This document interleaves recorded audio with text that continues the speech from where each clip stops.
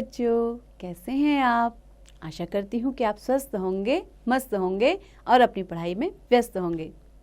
आपकी इसी पढ़ाई को आगे बढ़ाते हुए आज हम पढ़ने जा रहे हैं एक नया अध्याय, एक नया चैप्टर, जिसका शीर्षक है बाढ़ का बेटा।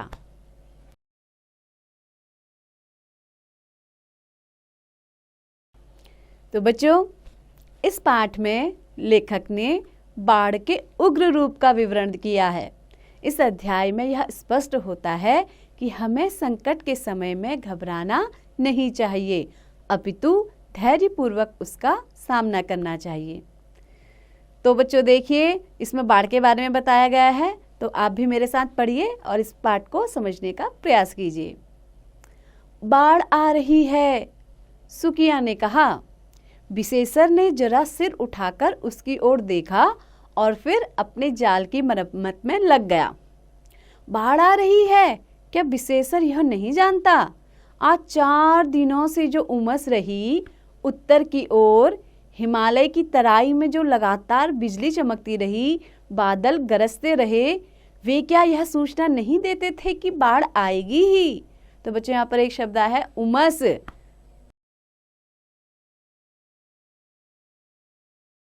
उमस यानी कि गर्मी का मौसम। देखिए, जब एक गर्मी होती है जो एक गर्मी के मौसम में होती है, एक होती है बरसात के समय में। जब बरसात में जो गर्मी होती है उसको बोलते हैं उमस भरी गर्मी। तो उमस यानी कि बहुत ज़्यादा गर्मी हो रही है और क्या है, 4 दिनों से उस इलाके में बहुत बड़ी उमस है, उत्तर की ओर हिमालय की तराई में। देखिए, एक शब्द और है तराई।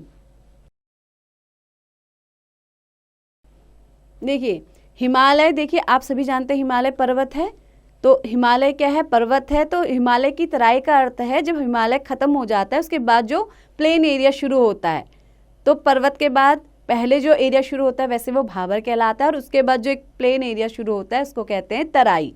तो हिमालय की तराई में क्या हो रहा था? लगातार बिजली चमकती रही थी, यानी कि बहुत खतरनाक बारिश हो रही थी, बादल गरज रहे थे। तो विशेषर क्या यह नहीं जानता है कि जब बादल गरज रहे हैं, बिजली चमक रही है और इतनी उमस है तो बाढ़ आएगी ही। बाढ़ उसके लिए कोई नई चीज़ नहीं है। बचपन से ही वह बाढ़ देखता आया है, उससे खेलता आया है। बीच चौर में है उसका यह गांव। अब देखिए बच्चों, यहाँ पर एक शब्द है चौर। चौर जैसे होता है चौराहा, 4 राहें, है ना। तो बीच चौर में उसका यह गांव, यानी कि जो बीचों बीच जो एक चौराहा जैसा होता है उसमें जहाँ 4 राहें होती है, तो इस तरीके से उसका एक गांव है जहाँ क्या मिलते हैं? एक 4 रास्ते मिलते हैं। 4 महीनों तक जो यह एक टापू ही बना रहता है। अब देखिए, इतने सारे रास्ते हैं, बारिश, बाढ़ और भी उसको आने के रास्ते मिलेंगे, और वो क्या बना रहता है? टापू। तो बच्चों, टापू किसे कहते हैं? देखिए, एक तरीके का आइलैंड जहाँ चारों तरफ पानी हो और बीच में कुछ भूमि हो। तो उनका गांव कैसा बन जाता है? चारों तरफ पानी ही पानी और बीच में उनका छोटा सा गांव। तो उसको क्या कह दिया है लेखक ने? टापू। तो आओ आगे बढ़ते हैं। विशेषर को अपने बचपन की याद आ रही है, और याद आ रहे हैं उसके दादा प्रयाग सहनी। बूढ़े प्रयाग सहनी इसी तरह एक दिन जाल बिछाकर बैठे थे कि उन्होंने विशेषर को पुचकार कर बुलाया, आओ बेटे, एक नया खेल सिखला दें तुम्हें। और सचमुच खेल खेल में ही उन्होंने विशेषर को क्या क्या सिखला दिया। जाल की मरम्मत करना, नया जाल बनाना, जाल का धागा कैसा होना चाहिए, जाल को तैयार कैसे करना चाहिए, जाल को कैसे संभालना चाहिए, कैसे फेंकना चाहिए। सिर के चारों ओर घुमाकर फेंकते ही वह एक बड़ा सा वृत्त बनाता पानी में इस तरह गिरे कि उस वृत्त के दायरे की मछलियों को निकल भागने का मौका ही नहीं मिले। प्रयाग सहनी ने मछली मारने के सारे गुर विशेषर को बता दिए थे। तो यहाँ पर एक शब्द है गुर। गुर का अर्थ है तरीके। तो क्या किया था? प्रयाग सहनी ने मछली मारने के जितने भी तरीके हो सकते थे वो विशेषर को सारे सिखा दिए थे, बता दिए थे। जब बाढ़ अपने ओज पर होती, यहाँ पर एक शब्द है ओज, यहाँ पे इसका अर्थ उफान से है कि जब बाढ़ अपने पूरे उफान पर होती, वह विशेषर को नाव पर बिठाकर चौर की ओर चल पड़ते, दिन में ही नहीं अंधेरी रात में भी। डरना मत बेटे, बाढ़ में देवी देवता होते हैं, भूत पिशाच नहीं। जब नाव बीच चौर में पहुंचती, बूढ़ा पतवार चलाना छोड़ देता, नाव को स्थिर कर देता और उसकी मांगी पर जाल लिए खड़ा होकर पानी की ओर एकटक घूरता। तो यहाँ पर एक शब्द है मांगी।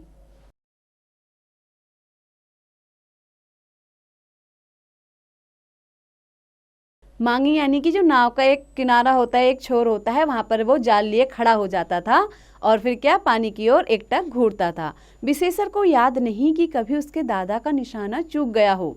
प्रयाग सहनी ने विशेषर को नाव के बारे में बहुत कुछ शिक्षा दे दी थी। किस लकड़ी की नाव अच्छी होती है से लेकर जब नाव भंवर में पड़ जाए तो उसे कैसे निकालना चाहिए। बाढ़ आ रही है तो आए, प्रयाग सहनी कहा करते। बेटे, बाढ़ से मत घबराना, भगवान खुश होते हैं तो पानी दे देते हैं। बाढ़ नहीं आए तो मछलियाँ कहाँ से आएंगी, और अपनी 2 बीघा जमीन से ही जो परिवार भर की गुजर चल जाती है, क्या बाढ़ की देन नहीं है। 2 बीघा जमीन और परिवार भर की गुजर। विशेषर को कभी अनाज नहीं खरीदना पड़ता। हर साल बाढ़ आती है और कुछ नई कुंवारी मिट्टी खेतों में डाल दी जाती है। तो बच्चों, यहाँ पर एक शब्द आया है कुंवारी मिट्टी। कुंवारी मिट्टी का अर्थ है नई मिट्टी। तो जब भी क्या होता था, बाढ़ आती थी, वो अपने साथ क्या लाती थी, नई मिट्टी लाती थी और क्या करती थी, उनको खेतों में डाल जाती थी। वह नई कुंवारी मिट्टी न्यूनी सी चिकनी सोने के रंग वाली, जो ही उसमें धान रोपिए, देखते ही देखते वह छाती भर बढ़ जाएगा। तो देखिए फिर है न्यूनी सी चिकनी। यानी कि जो वो नई मिट्टी जो बाढ़ अपने साथ लेकर के आती है, वो कैसी होती है, एकदम चिकनी। वो क्योंकि पानी में घुली हुई होती है, तो वो मिट्टी कैसी होती है, एकदम चिकनी और सोने के रंग वाली।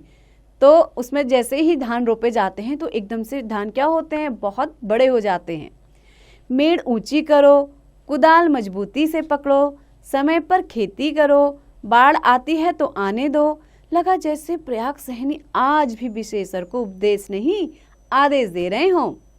और सचमुच बाढ़ आ गई। किंतु इस साल की बाढ़ को क्या सिर्फ बाढ़ कहा जा सकता है। यह बाढ़ नहीं आई, जैसे जंगल का बाघ आया, उछलता कूदता गरजता तरसता।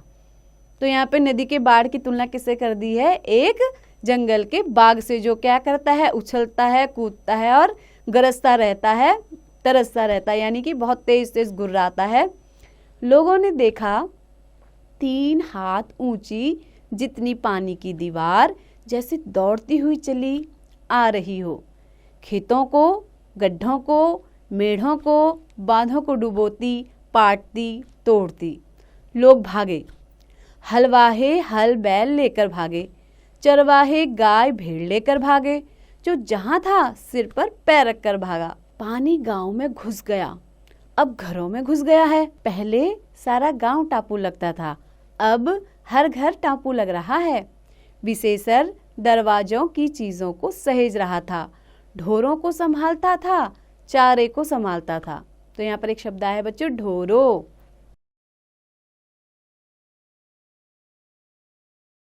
इसका अर्थ है जानवर। ये एक लोक भाषा का शब्द है जिसका अर्थ होता है जानवर।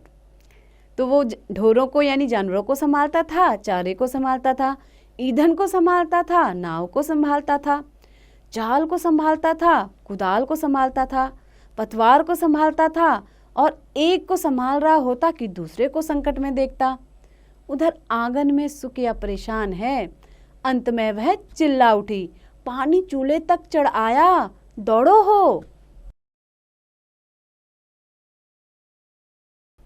विशेषर कहाँ कहाँ दौड़े, क्या क्या बचाए।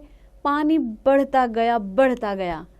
बाहर की सारी चीजें भी भीग गई, भीतर की भीग रही हैं। कपड़े और अन्य तक को नहीं बचा सका वह। अंत में तो ऐसा लगा कि उसकी यह झोपड़ी भी कहीं बह न जाए। जो कुछ संभव हुआ लेकर वह पहुंचा गांव के नुनफर पर। नुनफर यानी कि ऊसर जमीन, यानी कि जो ऊसर जमीन है यानी कि सूखी जमीन है, तो वहां पर वह पहुंच गया। गांव का यह नुनफर आज गांव का गोवर्धन बन गया है, यानी कि जो ऊसर जमीन है वो क्या बन गई, गांव का गोवर्धन। गोवर्धन पर्वत यानी कि वो उनकी रक्षा कर रहा है इस समय। बाल बच्चे माल गोरू, तो बच्चों यहाँ पर एक शब्द है गोरू। वैसे गोरू का मतलब गाय को बोलते हैं, लेकिन यहाँ पर सींग वाले जानवरों के लिए इसका प्रयोग किया गया है। बाल बच्चे माल गोरू यानी सींग वाले जानवर, अन्न धन चारा ईंधन लेकर लोगों ने इस नुनफर की शरण ली है। यानी कि जो वो ऊसर भूमि थी वहां पर सारे लोग इकट्ठे हो गए, अपना सारा सामान लेकर के, बच्चों को लेकर के, अपने जानवरों को लेकर के। अरे कलछी तो घर में ही छूट गई। सुकिया की बात सुनकर विशेषर झल्लाया। जहां पहले हाहाकार था वहां चीत्कार है, आर्तनाद है। तो बच्चे यहाँ पर एक शब्द है आर्तनाद, यानी कि पीड़ा दुख। तो क्या हो गया, चारों तरफ दुख ही दुख फैल गया है और चारों तरफ शोर ही सुनाई दे रहा है। लेकिन रोने धोने से होता है क्या? लोग धीरे धीरे शांत हो रहे हैं।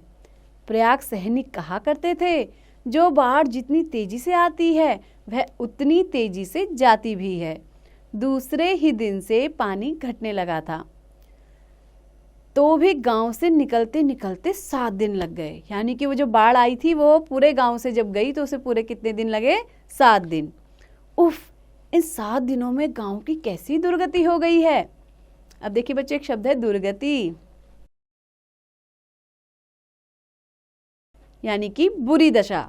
तो इन 7 दिनों में गांव की कैसी बुरी दशा हो गई है। लगता है गांव में किसी ने बमबारी की हो।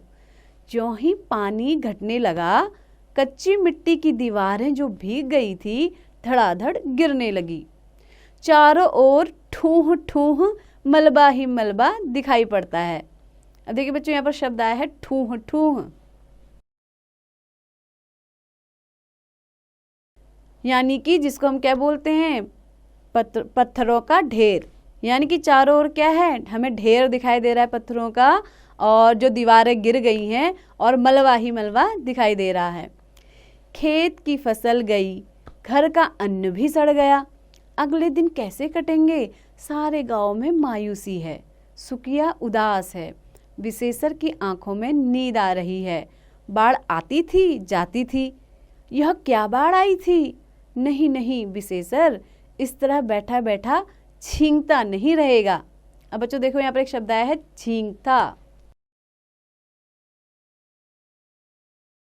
तो ये भी एक लोक भाषा का शब्द है जिसका अर्थ है वह दुखी नहीं रहेगा। उसके दादा कहा करते थे, बेटा जो मालिक लेता है वही देता है, बशर्ते कि आदमी जांगर चलावे। तो बच्चों यहाँ पर एक शब्द आया है जांगर, जिसका अर्थ है शरीर के बाल। यानी कि उसके दादा क्या कह रहे हैं कि जो मालिक ने एक बार ले लिया है वही उसे वापस भी देगा। शर्त यह है कि आदमी क्या है, आदमी के बाल बचे रहने का, यानी कि इसका मतलब है आदमी बचा रहे। अगर आदमी जीवित रहेगा, बाढ़ के कारण उसकी मृत्यु नहीं होगी, तो वो उन चीजों को दोबारा पा सकता है। विशेषर जांगर चलाएगा, हाथ पैर से काम लेगा। ये पुट्ठे किस काम के, यदि ये संकट में काम नहीं आए। विशेषर ने कुदाल उठाई, घर में दरवाजे पर जहां जहां कीचड़ जम गई थी साफ कर दिया। फिर उसी कुदाल से सारी सड़ी गली चीजों को बटोर कर एक गड्ढे में डाल दिया। खाद ही बनेगी यह। जहां जहां गंदगी थी उसकी कुदाल वहां वहां पहुंची। 2 दिन में ही उसके घर बार फिर चमकने लगे।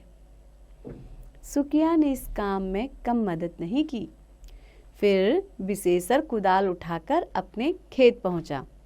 मेढ़ों को दुरुस्त किया, गड्ढों को भरा। वह खेत में फिर धान रोपेगा। जांगर नहीं चलाएगा तो गुजर कैसे होगी। दिन भर वह कुदाल चलाता है, रात में जाल उठाता है और चल पड़ता है चौर में मछली मारने। अजीब रही इस साल की बाढ़। लगता है सारी मछलियों को भी वह बटोर कर ले गई है। लेकिन विशेषर हार नहीं मानेगा। दिन भर खेत में, रात भर चौर में विशेषर ने इस दानवी बाढ़ की चुनौती स्वीकार कर ली है। तो बच्चों यहाँ पर एक शब्द है दानवी, यानी दैत्य के समान। कैसी बाढ़ थी वो? एक राक्षस, एक दैत्य के समान थी जो सब कुछ नष्ट कर गई थी। एक दिन सुकिया ने कहा रिलीफ आई है। तो बच्चों एक शब्द आया है यहाँ पे, एक अंग्रेजी का शब्द है रिलीफ।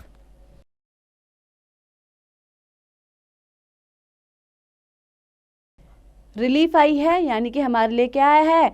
गवर्नमेंट की तरफ से, सरकार की तरफ से मदद आई है। चावल बट रहे हैं, कपड़े बट रहे हैं, फिर रिलीफ आई है। भूकंप के साल भी आई थी। रिलीफ की क्या मानी होती है तू समझती है? मैं क्या जानूं, गांव के कई लोग रिलीफ लेने गए हैं। जो जाते हैं जाने दे। रिलीफ यानी भीख। दादा ने मरते समय कहा था, बेटा भूखों मर जाना, भीख मत मांगना। लोगों को भीख मांगने दे, तू कुदाल और जाल पतवार की खैर मना। बोरे के बोरे चावल, गड्ढे के गड्ढे नोट बट रहे हैं, लेकिन विशेषर अचल अडिग अपने काम में जुटा है।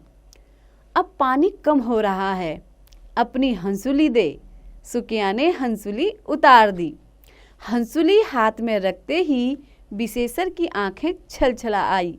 यह पहली बार है जब उसकी बीवी का गहना बंधक रखना पड़ रहा है। तो देखिए बच्चों यहाँ पर एक शब्द आया है हंसुली।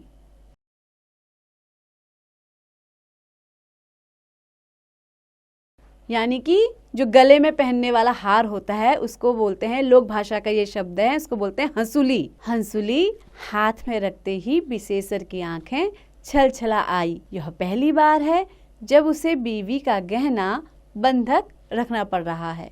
तो बच्चों यहाँ पर शब्द आया है बंधक।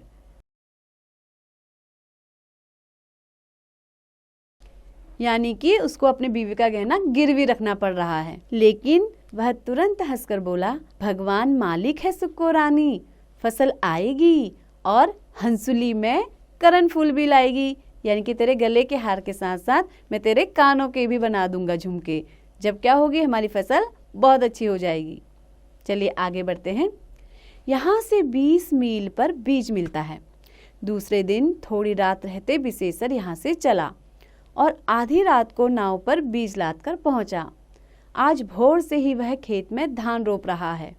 उसकी बगल में सुकिया यूं तो घर आंगन के ही काम में लगी रहती थी, लेकिन बाढ़ के पानी का क्या भरोसा, और खेत सूख गया तो फिर धान में हरियाली आने में ही पखवाड़ा लग जाएगा। अतः वह भी जुटी है, डटी है।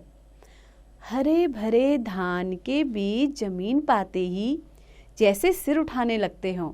विशेषर खेत में रुपाई कर रहा है और उसके रोम रोम पुलकित हो रहे हैं। तो बच्चों देखिए एक शब्द आया है पुलकित होना, पुलकित। यानी कि उसका अंग अंग क्या हो रहा है, खुश हो रहा है, रोमांचित हो रहा है। पुलकित होना, प्रसन्न होना यानी खुश होना। बाढ़ आती है, बाढ़ जाती है। समय पर यदि खेती हो गई तो सारी क्षतिपूर्ति हो जाती है। तो बच्चों एक शब्द है क्षतिपूर्ति होना। यानी जो भी क्षति हुई है, नुकसान हुआ है, वो क्या होगा, उसकी भरपाई हो जाएगी। उसकी आंखों में वह दृश्य नाच रहा है। जब ये बीज लहलहा उठेंगे, फैलने लगेंगे, कार्तिक में छाती भर धान आएगा और माघ आते ही इन खेतों में सरसों का पीला समुद्र लहलहाने लगेगा। उसी समय आकाश में हवाई जहाज जा रहा था। इधर बाढ़ क्या आई, हवाई जहाज की भरमार हुई। नेता आ रहे हैं, अफसर आ रहे हैं, इंजीनियर आ रहे हैं, सब देखते फिरते हैं इस प्रलय कांड से लोगों को त्राण कैसे मिले। तो बच्चों यहाँ पर एक शब्द है त्राण।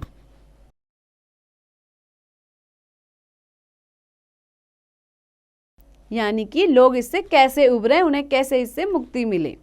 सुकिया का ध्यान ऊपर गया। वह बोली, वह हवाई जहाज जा रहा है।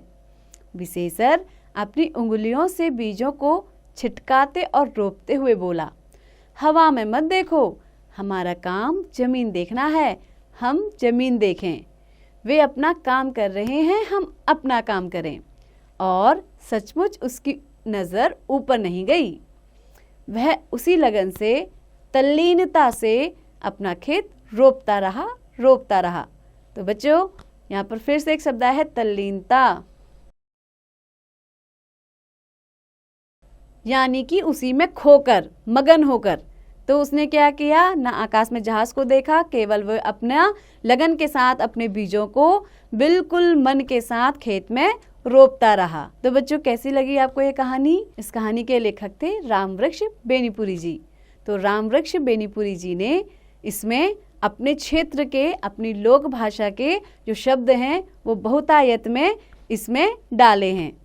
तो बच्चों, आपको इससे एक सीख भी मिली होगी कि हमें अपना काम लगातार पूरे मन से करते रहना चाहिए। चाहे कितनी भी मुसीबतें आए, हम गिरेंगे और फिर से उठेंगे और फिर से आगे बढ़ेंगे। तो बच्चों, ये कहानी आपको पसंद आई होगी। अब हम इसके लेखक का परिचय भी जान लेते हैं।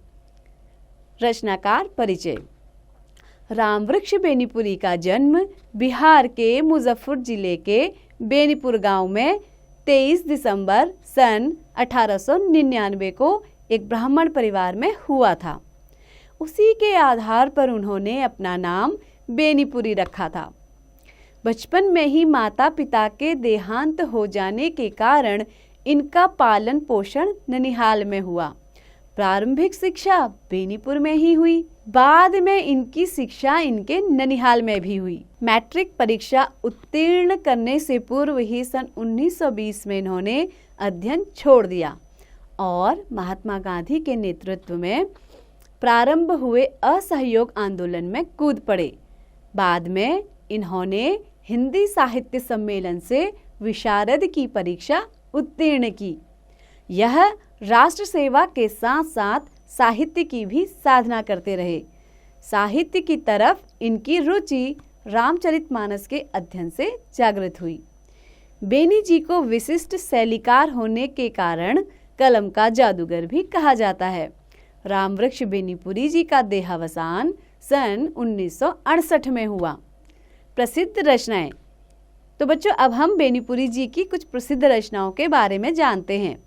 पतितों के देश में, चिता के फूल, अम्बपाली, माटी की मूर्तें, जंजीरें और दीवारें, पैरों में पंख बांधकर आदि हैं।